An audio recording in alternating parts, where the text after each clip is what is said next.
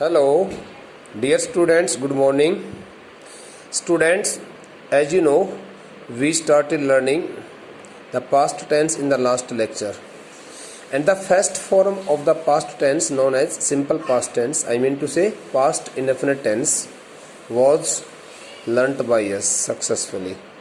So now, in this lecture, we are going to learn the second form of the past tense, known as past progressive tense, past continuous tense. Though I had already told you that this is the topic, the tenses had already been taught by me and had been sent to you in my YouTube video. But in case you have not traced it out, you have not attended it, since this the topic will appear in the question paper of the upcoming test June 2020. It will be the second unit test for class 11th. So dear students, I hope you all will surely get full marks. But when you will get the full marks, you will get full marks if you learn all these rules very carefully. So now let's start learning the second form of the past tense. Topic is the tenses, past tense, the tenses, TENSES,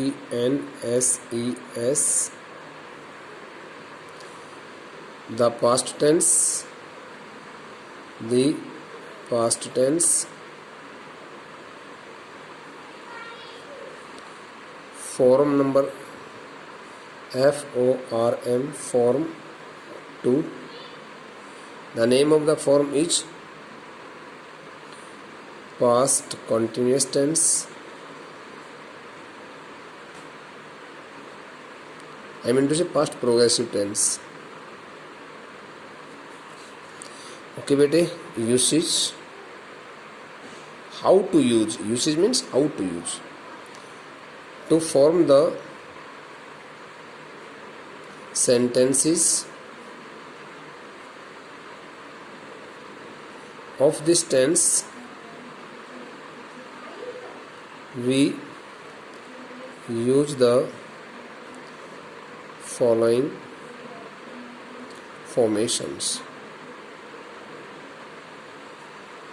F1 formation number first bete stands for simple sentences. For simple sentences, subject. If the subject is singular, put here the helping verb or the auxiliary verb was. And if the subject is plural, so then you will have to use here the auxiliary verb, which is known as helping verb, plus we first plus ing, added with ing, remaining part. Okay, the second one is here subject, was, were, plus being, plus third form. This formation is only for passive use. For passive use. Okay, bete. And this, the first formation, stands for ordinary use, active form, ordinary sentences. F2 and F3, formation number F2 plus F3. These two formations stands for negative and interrogative sentences. Okay, so now I teach you here, I give you here the formation number first. For negative, subject plus helping verb was oblique verb plus not plus we first added with ing, remaining part. For interrogative, first of all you will have to put here the helping verb was or were. Okay, सबसे पहले हमें helping और was verb का प्रयोग करना होगा. उसके बाद हम क्या लगाएंगे, सब्जेक्ट लगाएंगे. उसके बाद में फर्स्ट फॉर्म प्लस ing. ये सभी आपने पढ़ रखी हैं, कोई नई चीज़ नहीं सीख रहे हो आप. Okay, these the formations are used, 3 formations. Interrogative negative के लिए आप इसी में यहाँ पर नॉट ऐड कर दोगे तो इंटरोगेटिव नेगेटिव बन जाएगा। So now the main thing, step number 2 और point number 2, this is the point number 2, this is the point number first, POINT, point number first. Okay बेटे, so in this point number first बेटे, जैसे कि आप देख रहे हो इस फर्स्ट पॉइंट में हमने क्या पढ़ा है, आपने पहले भी पढ़ रखा होगा सब कुछ, कि हमें फॉर्मेशन देखना है। फॉर्मेशन हमें ये देखना है कि पास्ट कॉन्टिन्यूस टेंस के वाक्यों को बनाने के लिए हमें कौन सी फॉर्मेशन का प्रयोग करना चाहिए। फॉर्मेशन बड़ी सिंपल सी फॉर्मेशन है, आपके लिए कोई मुश्किल नहीं है। हमें सब्जेक्ट देखना है, ट्रेस करना है, सब्जेक्ट सिंगुलर है, जैसे for example he, she, it, कोई नाम। आई सब्जेक्ट के साथ भी हम वॉज लगाते हैं बेटा, ध्यान रखना ना। In this tense we use we consider I as a singular subject. Okay, in context of usage, usage point of view से यदि हम बात करें, यूसेज पॉइंट ऑफ व्यू से हम बात करें तो हम सब्जेक्ट आई के साथ में वॉज का प्रयोग करते हैं। बाकी सभी टेंस फॉर्म्स में सब्जेक्ट आई के साथ में हम वो हेल्पिंग वर्ब्स या वर्ब्स लगाते हैं जो प्लूरल सब्जेक्ट्स वाली प्रयोग होती हैं। ठीक है, जैसे आई के बाद आई के साथ हम हेल्पिंग वर्ब हैव लगाते हैं। प्रेजेंट कॉन्टिन्यूस टेंस में एम का प्रयोग होता है। प्रेजेंट इंडेफिनिट टेंस में हम सिंपल प्रेजेंट टेंस में डू नॉट का डू का प्रयोग करते हैं सब्जेक्ट आई के साथ में। ठीक है ना, और बाकी जो है वो तो बाकी में तो सभी में उसके अपने हिसाब से प्रयोग होते हैं। सब्जेक्ट आई और बी के साथ फ्यूचर टेंस में सेल का प्रयोग होता है। तो ये सब तो उस टेंस फॉर्म में बता देंगे। पॉइंट नंबर 2 में मैं क्या बताने जा रहा हूँ, देखो बेटे, देखिए, here are some words, okay, which are chiefly, CHIEFLY, which are chiefly seen or used or found in the statements of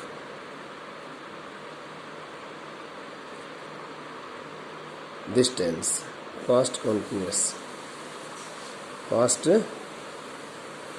continuous, or you may call it progressive also, progressive tense। बेटे इस point number 2 के माध्यम से आपको ये पढ़ने को मिल रहा है। इस पॉइंट नंबर 2 के माध्यम से आप वो उन शब्दों की जानकारी हासिल करेंगे। Through this point number 2 you are going to get knowledge of some specific words which are often found, which are often seen in the statements of past continuous। यानी past continuous tense के वाक्यों को बनाने, past continuous tense का प्रयोग करवाने में इन words की बड़ी अहम भूमिका होती है। 2-3 वर्ड्स होते हैं, ज़्यादा नहीं है। तो जो वर्ड्स आपके सामने लिखे जा रहे हैं वो कौन कौन से वर्ड्स हैं बेटे? फर्स्ट वर्ड है while, WHILE, while। Okay, second word है when, थर्ड वर्ड है whereas,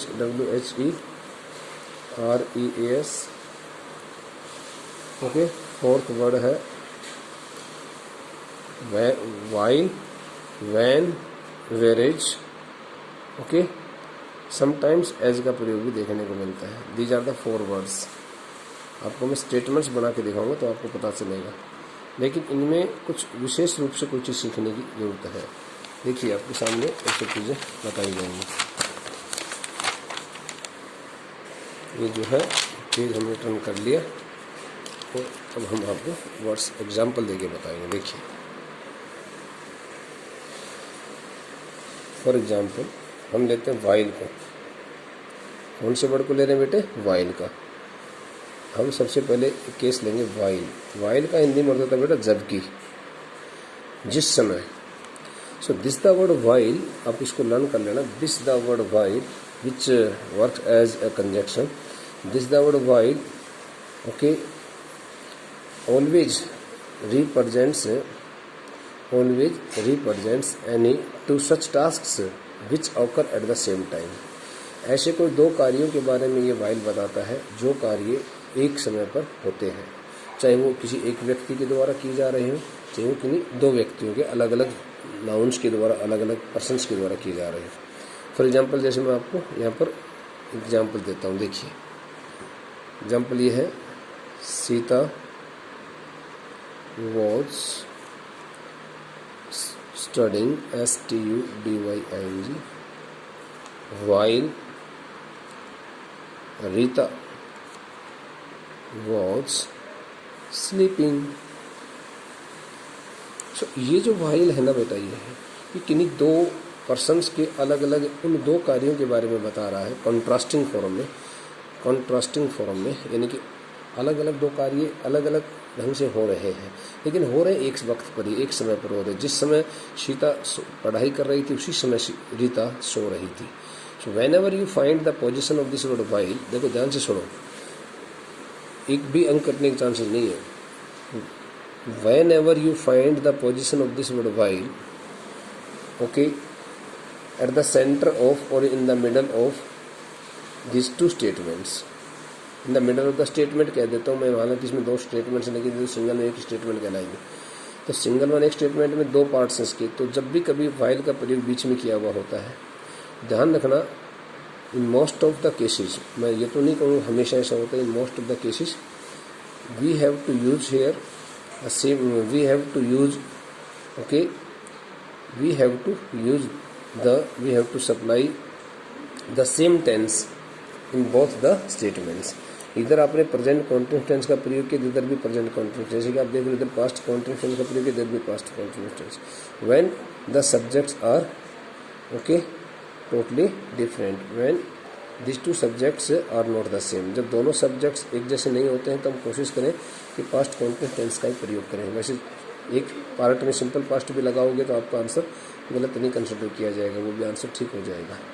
जैसे मान लो मैं इसको ऐसे लिख देता, Sita studied while Rita was sleeping, but generally it is considered wrong.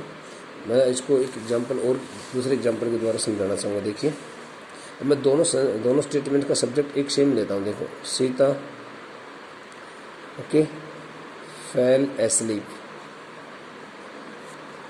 While studying, STUDYING, while studying means, while studying का मतलब क्या होता है बेटे, इसका दूसरा रूप ये होता है वाइल सी वॉज स्टडिंग। अब वो डायरेक्ट ये सेंटेंस ऐसे नहीं लिख कर कैसे लिख कर दे सकता है आपको, while studying, while playing, okay, कुछ भी। तो कोई भी काम करते करते, जैसे कोई भी व्यक्ति को काम करने लग रहा है तो उसके काम करते करते उसके साथ कोई दूसरी इंसिडेंट हो गई या कोई दूसरा कोई एक्शन हुआ उसके साथ में। So in that case we can use here past indefinite tense before the okay conjunction while. इस वाइल से पहले वाले स्टेटमेंट में हम किसका प्रयोग कर सकते हैं बेटे, हम सिंपल पास्ट टेंस का प्रयोग कर सकते हैं, जैसे कि आप देख रहे हो। ठीक है, ये ऑर्डिनरी यूज है, इसको एक्टिव वॉइस का यूज कहा जाता है, एक्टिव फॉर्म का यूज, ऑर्डिनरी यूज। इसी प्रकार से मैं आपको ये बता रहा था अभी, वाइल के बाद direct first form plus ING भी लिखी हुआ सकती है। ठीक है, और या फिर आपको पूरा स्टेटमेंट भी लिखा हुआ मिल सकता है बेटे। ओके, अभी मैं आपको दूसरा वर्ड दे रहा था वैन। देखिए, वैन का प्रयोग हम कैसे देखेंगे पास्ट कंटिन्यूअस टेंस के वाक्य में। देखिए, the teacher was teaching the class when I saw him. Now बेटे, before this conjunction when, as we can see here the use of past continuous tense, तो मैं यहाँ पर बताना चाहूँगा कि when का प्रयोग जब भी किसी स्टेटमेंट में किया जाता है तो उससे पहले, जनरली उससे पहले या फिर उस स्टेटमेंट के बाद, उस स्टेटमेंट के जैसे when को हमने यहाँ पर ले लिया, मान लो ऐसे भी लिख सकते हैं हम इसको, when I saw the teacher, he was teaching in the class, okay बेटे। सो जैसे कि आप देख रहे हो कि इस प्रकार से ये दोनों स्टेटमेंट्स आपके इस तरह से बन जाएंगे। तो आपको ध्यान नहीं रखना है कि जब भी स्टेटमेंट वैन से स्टार्ट होती है तो आप उस स्टेटमेंट में पास्ट कंटिन्यूअस टेंस का प्रयोग जस्ट आफ्टर वैन भी कर सकते हैं, इसमें भी कर सकते हैं, लेकिन यहाँ तो नहीं हो पा रहा है, यहाँ तो उसकी सेंस नहीं आएगी। उसे अगले में स्टेटमेंट में आप पास्ट कंटिन्यूअस टेंस का प्रयोग कर सकते हैं, आपको यदि सेंस निकलती दिखाई दे रही है। तो कोई हार्ड एंड फास्ट रूल नहीं है यहाँ पर, लेकिन जनरली वैन से पहले की जो स्टेटमेंट होती है उसमें पास्ट कंटिन्यूअस टेंस का प्रयोग हम कर सकते हैं, करते भी हैं, यदि उसका वाक्य का अर्थ इस प्रकार से आ रहा हो। तो अब आपको ये सब देखना पड़ेगा। जैसे फॉर एग्जाम्पल ये आ जाए, yesterday when I was going to school I caught the sight of a I caught the sight of a tiger on the road. तो when yesterday when I was going to school, yesterday generally past indefinite tense के वाक्यों के में प्रयोग होती है, लेकिन yesterday के बाद when लगा दिया तो हम उसका हिंदी में अर्थ तो निकाल के देखें कम से कम. हमें ये तो ध्यान होना चाहिए सिंपल पास्ट टेंस के हिंदी के वाक्यों का, सिंपल पास्ट टेंस के जो वाक्य होते बेटे ना, when we write any statement in simple past tense the same gives its meaning in Hindi.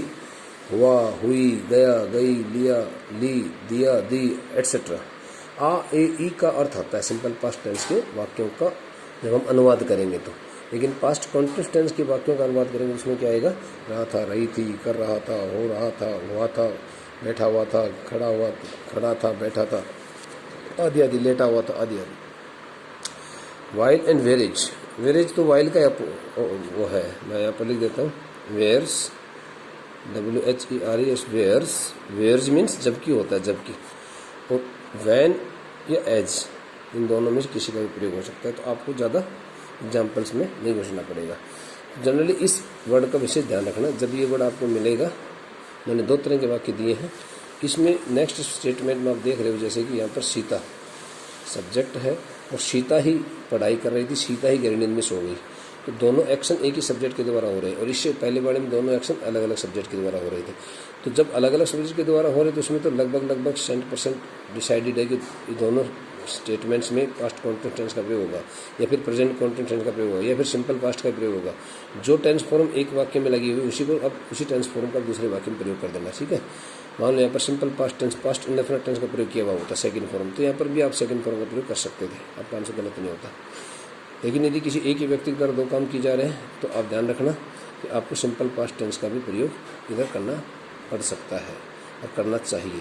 इधर पास्ट कॉन्टिन्यूअस टेंस का प्रयोग करना उचित नहीं माना जाएगा. जहाँ तक मैं मान रहा हूँ काफ़ी हद तक का in most of the cases we find the use of past indefinite tense. Okay, when both the actions are attended okay by a single one person. दोनों कार्य एक ही व्यक्ति द्वारा किए जाते हैं. ओके बेटे. सो ये आपको सिंपल पास्ट कॉन्टिन्यूअस टेंस के बारे में जो बताना था मैंने आपको बता दिया. और अभी हम थर्ड फॉर्म की तरफ चलते हैं, प्रोसीड करते हैं. Form number 3, most important form है फॉर्म नंबर 3. इसका नाम क्या है बेटे? पास्ट बेटे, past perfect tense. Past perfect tense. Okay बेटे. So this the past perfect tense usage. इसका यूसेज बड़ा आसान है बेटे. ओके. टू फॉर्म, इसको फॉर्म बोलते हैं वैसे. To form the statements of sentences, all kinds of sentences of this tense, okay, we use the following formations, constructions. बहुत ही सिंपल है इसका प्रयोग. क्या है? Number 1, number 2, number 3. 3 फॉर्मेशन लिखता हूँ मैं, F1, F2 और F3. ओके. F3. F1 जो है ये है सिंपल के लिए सब्जेक्ट प्लस यहाँ पर आपको प्रयोग करना है had plus past participle. Third form is known as past participle बेटे. इसको पास्ट पार्टिसिपल कह दीजिए, आप थर्ड फॉर्म भी कह सकते हैं. थर्ड फॉर्म का नाम ही पास्ट पार्टिसिपल है, इसलिए पास्ट पार्टिसिपल कहना ही उचित है. उसके बाद हेड